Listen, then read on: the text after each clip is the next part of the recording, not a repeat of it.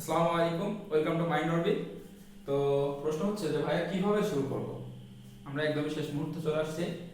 তো আমাদের কারো কারো কারো প্রি টেস্ট এক্সাম শেষ, কারো কারো প্রি টেস্ট এক্সাম চলছে, তো এসএসসি 26 ব্যাচ যারা আছো, তো প্রশ্ন হচ্ছে যে ভাইয়া এখন কিভাবে শুরু করব। আমি কিছু পড়াশোনা করিনি, এখন কি শুরু করা সম্ভব কিনা। প্রথম কথা হচ্ছে, শুরু করার জন্য প্রথমে তোমার যেটা দরকার সেটা হচ্ছে মানসিকতা। মানসিকতা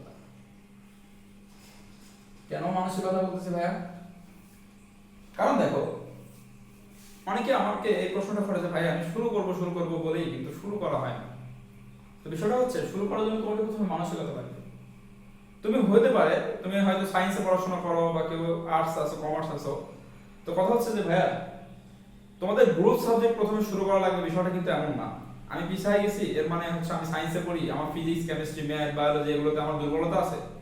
তো তোমার যেগুলোতে দুর্বলতা নাই, বা তুমি বাংলা দিয়ে শুরু করতে পারো, তুমি চাইলে সমাজ দিয়ে শুরু করতে পারো, তুমি চাইলে ইসলাম শিক্ষা দিয়ে শুরু করতে পারো, কিন্তু শুরু করো। শুরু করলে যেটা হবে, আস্তে আস্তে তোমার মন মানসিকতা লাগ হয়ে যাবে যে আমার আসলে অন্যান্য বিষয়গুলো পড়তে হবে। দ্বিতীয় নম্বর সেটা হচ্ছে, তোমরা যেটা করতে পারো, একটা গোছানো রুটিন তৈরি করতে পারো। গোছানো রুটিন গোছানো রুটিন কিভাবে তৈরি করতে পারো? তো গোছানো রুটিন কিভাবে তৈরি করতে হয় এই বিষয়ে আসলে আমি কমপ্লিট একটা ভিডিও দেবো, আপাতত বলে রাখি।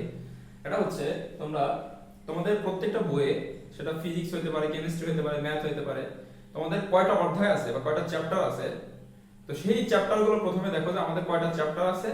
এবং তুমি চাইলে চিন্তা করতে পারো যে প্রতিদিন আমি হচ্ছে এক সপ্তাহে একটা করে চ্যাপ্টার শেষ করব, বা আমি 15 দিনে একটা করে চ্যাপ্টার শেষ করব।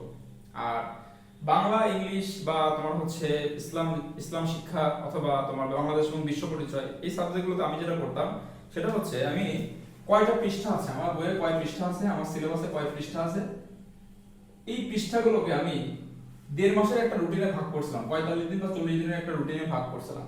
তো তুমি যদি 40 বা 45 দিনের একটা রুটিনে ভাগ করো প্রতিদিন, তাহলে কয়টা পৃষ্ঠা পড়া লাগবে তোমার একটা হিসাব হয়ে যাবে। প্রতিদিন তুমি এই সাবজেক্টগুলোতে 4 থেকে 5 পৃষ্ঠা পড়তে পারো। এই যে 4 থেকে 5 পৃষ্ঠা একদিন পড়লে, পরের দিন তুমি যেটা করতে পারো, প্রথমে 4 থেকে 5 পৃষ্ঠা তুমি রিভিশন করলে। রিভিশন করার পর, মানে আগের দিন তুমি প্রথমে 4 থেকে 5 পৃষ্ঠা পড়লে, পরের দিন প্রথম 4 পৃষ্ঠা আবার রিভিশন করলে, পরে 4 পৃষ্ঠা পড়লে, এরপরের দিন প্রথম 8-10 পৃষ্ঠা রিভিশন করলে, তারপর পড়লে। এভাবে পড়লে হবে কি, তুমি যখন নতুন ভাবে শুরু করছো, তোমার এসএসসি পরীক্ষার আগে আর নতুন করে রিভিশন করা লাগবে না। আর সবথেকে বড় কথা হচ্ছে যে ভাইয়া, এখন তোমরা যারা মানে আসলে যারা একটু ধার্মিক টাইপের আর কি, তোমরা যারা একটু ধর্মকর্ম মানো আর কি, তো তোমরা একটু প্রেয়ার করতে পারো। কারণ আমরা ইসলাম ধর্মে যারা আছি, তো তুমি যখন সালাত আদায় করবা, তখন তোমার ব্রেনে কিন্তু আলফা রে, গামা রে এইগুলো উৎপন্ন হয়, এবং এইগুলো উৎপন্ন হলে তোমার এফিসিয়েন্সি কিন্তু অনেক বাড়ে। তো আমার বিশ্বাস যে তোমরা যদি এই কাজগুলো করো, এবং সবশেষে তোমাদের যদি নিজের ধর্মীয় যে বিধিবিধানগুলো আছে সেগুলো যদি মেনে চলো, এবং একই সাথে তোমাদের যারা হোম টিউটর আছে বা তোমাদের যারা কোচিং এর ভাইয়া আছে বা তোমরা যে স্যারের কাছে পড়ো, তাদের কাছ থেকে তোমরা একটা সাজেশন নিতে পারো যে স্যার আমি এখন নতুন ভাবে শুরু করতে চাই, আমি কিভাবে শুরু করব। তো আর যদি রেগুলার এক্সাম দাও এবং নিজে নিজে তুমি যদি প্রস্তুতি নাও, তাহলে আমার মনে হয় অনেক ভালো কিছু সম্ভব। ধন্যবাদ। আসসালামু আলাইকুম।